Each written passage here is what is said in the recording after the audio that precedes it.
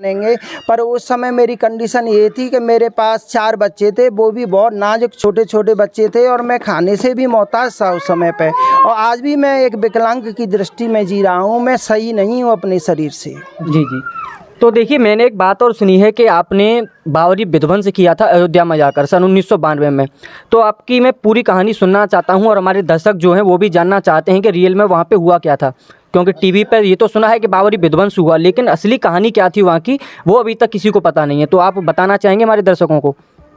हाँ, मैं वहाँ पे अयोध्या कांड जो हुआ था वहाँ का मैं घायल कार सेवक रहा हूँ, घायल हुआ था वहाँ पे मैं। कई दिन बाद मुझे होश आया था। यहाँ से मैं अपने टोलियों के साथ मथुरा से हम लोग गए थे, तो जाने के बावजूद वहाँ ये सबको पता है किस तरह से विध्वंस हुआ उसका, तो ज़्यादा बोलना ठीक नहीं है। पर उसके बावजूद जितना पार्टी में जोश था, कार्यकर्ता में जोश था, वो आज कार्यकर्ता की पार्टी लेवल पर कोई अहमियत नहीं है। आजकल तो जितने हैं एक दूसरे कार्यकर्ता के सिर पर मोहरा बना करके और छलांग मार कर निकल जाते हैं। कार्यकर्ता की अगर इस तरह से कोई अहमियत नहीं रहेगी तो पार्टी की अहमियत क्या रहेगी?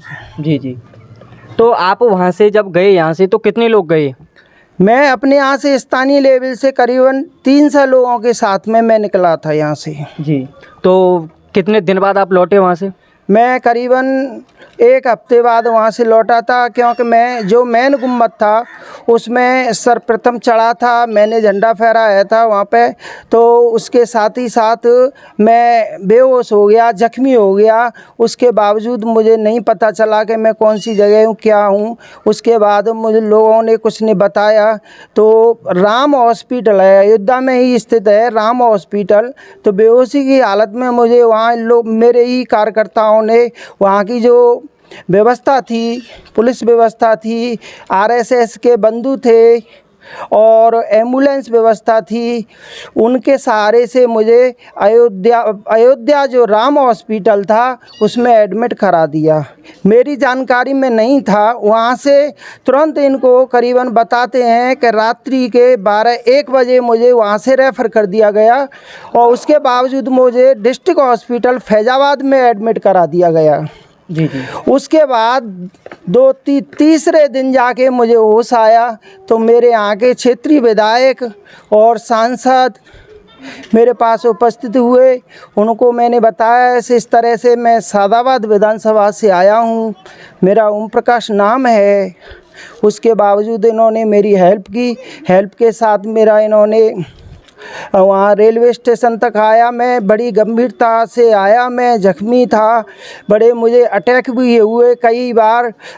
रोडों पे पेड़ काट काट के डाल दिए गए। भाले त्रिशूल की अन्य संगठनों द्वारा धमकियां दी गई थी कि ये जो भी जा रहा है इसको ख़त्म कर दो, क्योंकि इसने इस पर अटैक किया है। इसके बावजूद हम लोग सेफ वहाँ रेलवे स्टेशन तक आ गए। उसके बाद होम डिस्ट्रिक्ट मथुरा के लिए हम लोग आ गए। वहाँ पे हमारे मिलने वाले थे डॉक्टर साहब एक, वो अपने यहाँ ले गए। उन्होंने लगभग मेरे 15-20 दिन इलाज किया। इलाज के बाद मैं घर पे आ गया। उसके बाद आज तक मेरे पास कोई पार्टी का क्या कार्यकर्ता भी मेरे पास नहीं आया। जी। तो अभी तक ना आरएसएस की ओर से ना कोई भाजपा की ओर से किसी ने आपकी कोई मदद नहीं किया? कर अभी कोई हेल्प नहीं की, किसी प्रकार का आज तक कोई भी बंदा मेरे पास ही नहीं आया कि भाई कैसे तुम गिर गए, क्या हुआ, क्या है। तो इसीलिए सोच रहा हूँ मैं, और उस समय से अपने घर पे पड़ा रहता हूँ। मैं जख्मी भी हो गया, मेरी पसलियों में चोट है, पैरों से अब भी मैं विकलांग हूँ। मेरे पास कोई धंधा नहीं है, काम काज नहीं है, अपने घर पे पड़ा रहता हूँ मैं। आज तक मुझे तो कोई देखने के लिए आया नहीं। हेल्प और एक मदद तो अलग चीज़ होती है, दर्शन देने के लिए भी नहीं आया। मैं तो भगवान समझ लेता उनको, अगर मुझे दर्शन भी दे जाते मुझे उमंग जोश भर जाता। मुझे अगर मेरे क्षेत्र का एमएलए एमपी या कोई मिनिस्टर आ जाता, वो आज तक मुझे दर्शन नहीं दिए किसी ने। तो प्रशासन की ओर से कोई भी आर्थिक मदद नहीं की गई आपकी? न किसी संगठन के द्वारा मुझे कोई भी मदद मिली, न किसी पदाधिकारी के द्वारा कोई मदद मिली, न मुझे किसी आरएसएस, विश्व हिंदू परिषद और भारतीय जनता पार्टी खूब अच्छे अच्छे संगठन हैं, ये चाहते तो मेरी हेल्प कर सकते थे, पर किसी ने मेरी कोई हेल्प नहीं की। और आज दोनों जगह शासन में भी विराजमान हैं जी। उत्तर प्रदेश में भी हैं, योगी जी भी हैं, मोदी जी भी हैं। इन्होंने कार्य अच्छा किया, जनता की देख रेख में ये सराहना के पात्र हैं, अच्छा काम कर रहे हैं। पर जो इनके अधीनस्थ हैं उनके बारे में तो या तो यही बता सकते हैं या आने वाले चुनाव में हमारे यहाँ की क्षेत्रीय जनता बताएगी कि हमें इनके साथ में क्या करना है। मेरे कहने से कुछ नहीं होगा। वैसे आपकी मेहनत जो थी, आपने बावरी विध्वंस किया, उसका फल तो आपको मिल ही गया है। जो 500 साल पुराना मुद्दा था, जो हमारे आराध्य राम जी थे जो टेंट में बैठे हुए थे, आपकी मेहनत के स्वरूप ही आज वो एक चांदी के सिंहासन पर विराजमान हुए हैं। ये सारा क्रेडिट आपको ही जाता है इस चीज़ का।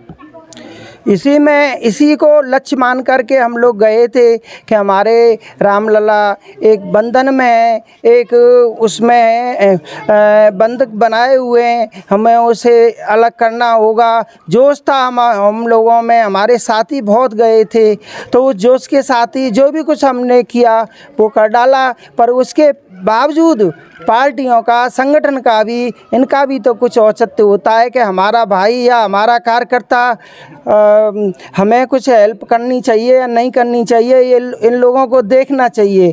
मेरे विचार से अगर मैं इस बीजेपी में न होता या पार्टी में संबंध न होता या विश्व परिषद न होता या एक सामान्य तौर से नहीं जाता, अन्य किसी पार्टी की रैली में भी घायल हो जाता, तो आज इसका नज़ारा ही कुछ अलग होता। जी।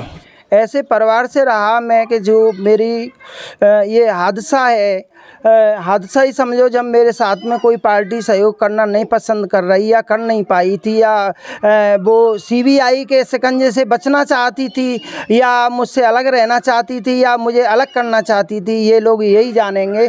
पर उस समय मेरी कंडीशन ये थी कि मेरे पास 4 बच्चे थे, वो भी बहुत नाजुक छोटे छोटे बच्चे थे, और मैं खाने से भी मोहताज था उस समय पे। और आज भी मैं एक विकलांग की दृष्टि में जी रहा हूँ, मैं सही नहीं हूँ अपने शरीर से। जी, सत्य कहा आपने। देखिए, ये कुछ भी मानिए, कार्यकर्ताओं को क्या होता है, हमारे देश में कार्यकर्ताओं को यूज एंड थ्रू किया जाता है। जब तक प्रयोग में लाते हैं तब तक तो साथ रहते हैं, जैसे ही काम निकला उसके बाद फेंक देते हैं। यही हुआ इनके साथ। जब इनकी ज़रूरत पड़ी तब तक तो उन्हें यूज़ किया, बावरी विध्वंस में ले गए, लेकिन उसके बाद इनके साथ जो हुआ, पैर भी टूटा, 3 पसली भी टूटी, लेकिन उसके बाद अभी तक किसी ने इनको याद नहीं किया। गुमनामी के अंधेरे में इनको खो दिया गया। बड़ी दुर्भाग्य की बात है ये हमारे और हमारे हिंदू धर्म के लिए कि इतने महान जो व्यक्ति हैं जिन्होंने अयोध्या में जाकर बाबरी का विध्वंस किया, जिसके फलस्वरूप आज हमारा राम मंदिर उस जगह पे जाके बना है। ये सारा क्रेडिट उन्हीं को जाता है, और मुझे शर्म आती है ऐसे संगठनों पर जो अपने कार्यकर्ताओं के संघर्ष को भूल जाती है।